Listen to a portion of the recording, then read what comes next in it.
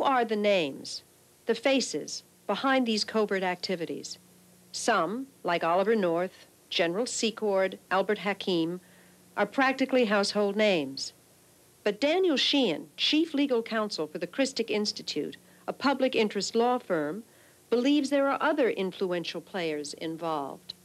There exists, in operation now, a secret team of some 24 men, former Central Intelligence Agency covert operatives, former U.S. Pentagon arms suppliers, who have joined together in a private enterprise outside of the control of the American government, either the Congress or the President, who are mounting their personal wars around the world.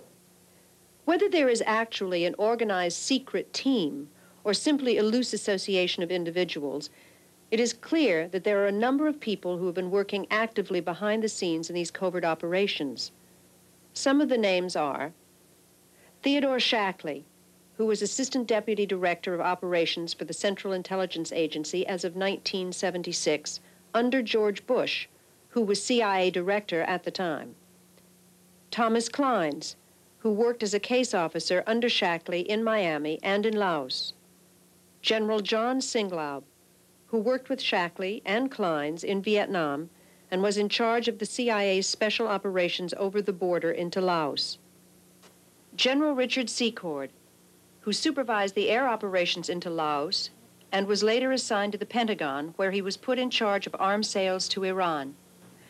Albert Hakim, who was a salesman for U.S. weapons companies and a middleman in the Iran-Contra affair. These are the men who have been stirring the pot around the world to instigate these wars on the side of the right wing. And that's the group that we're dealing with right here, who are making war around the world for their own personal profit.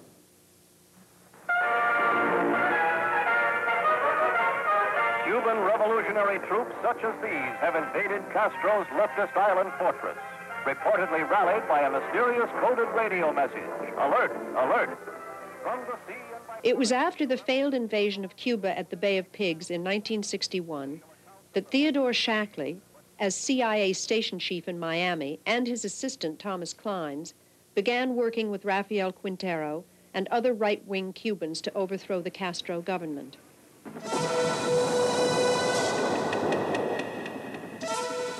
In 1965, Shackley and Clines were transferred to Laos, where Shackley became CIA station chief, Clines his assistant once again. It was here in Southeast Asia that they teamed up with General Secord and Singlaub. And they there began running the secret war in Laos and Cambodia and Thailand. Everybody in the United States basically thought the war was going on in Vietnam. In fact, there was a major dirty war, covert war, that was fought primarily through assassinations of people that were suspected sympathizers of the Pathet Lao or other people who were not terribly sympathetic to the Western powers. When Theodore Shackley was promoted to director of CIA Western Hemisphere operations, he supervised the plans to overthrow the democratically elected president of Chile, Salvador Allende. Allende, a socialist, had promised to nationalize the copper mines and other industries and posed a threat to U.S. business interests in Chile. After a bloody coup, Allende was replaced by a right-wing military dictator, Augusto Pinochet, whose security forces brutally murdered and tortured thousands of political dissidents. Shackley moved on, returning to Southeast Asia. By that time, the writing was on the wall. The United States was going to be pushed out of Southeast Asia. It was clear that the Viet Cong were going to prevail under Ho Chi Minh.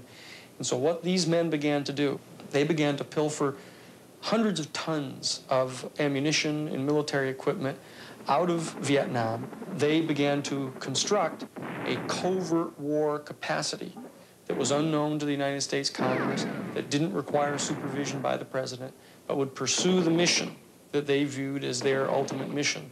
And that is to attempt to vanquish any people who didn't support the United States foreign policy and who were socialist or communist anywhere in the world.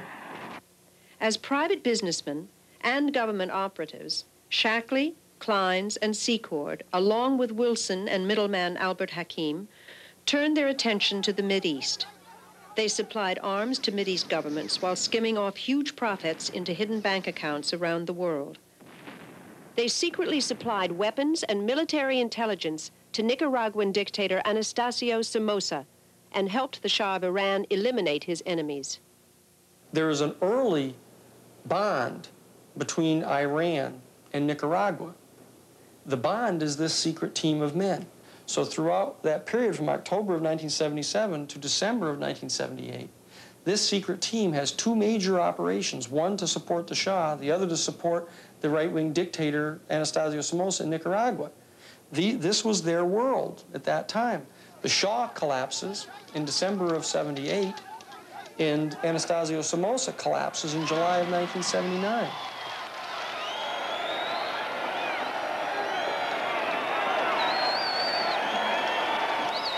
After the overthrow of Somoza, many of his former National Guardsmen fled to Honduras, where they were organized and trained by the CIA as a counter-revolutionary force to fight against the new government in Nicaragua. They began to create the Contras, to try to do the identical thing that was done by the supporters of Batista against the Cuban revolutionary government back in 1959. Not an indigenous force inside Nicaragua that had any support from any of the population in Nicaragua. It was a total artifice that was created by these men.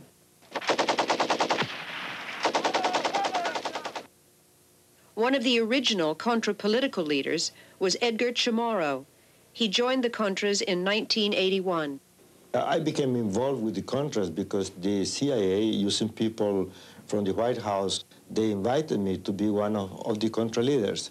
I was told that this was just a war for a year, that the United States wanted to put this pressure on Nicaragua. But then after a year or so, I found out that this was not the case. We were being used to deceive the American people. We were used to lie to Congress. The tactics used by the Contras were tactics of terrorizing civilians, making situations where civilians were getting killed.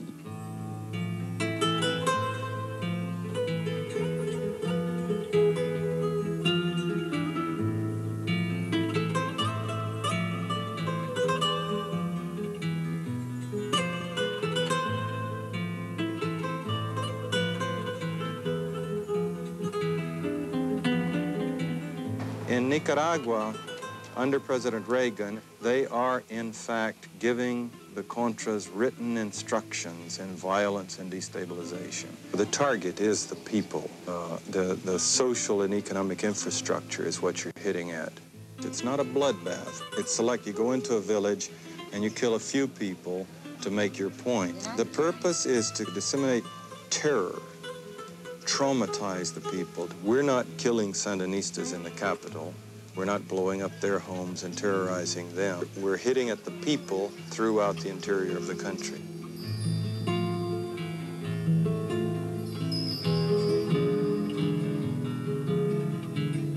In the early 1980s, when the CIA was working to establish a southern front in Costa Rica in the war against Nicaragua, a relationship was established with John Hull, an American rancher living in Costa Rica.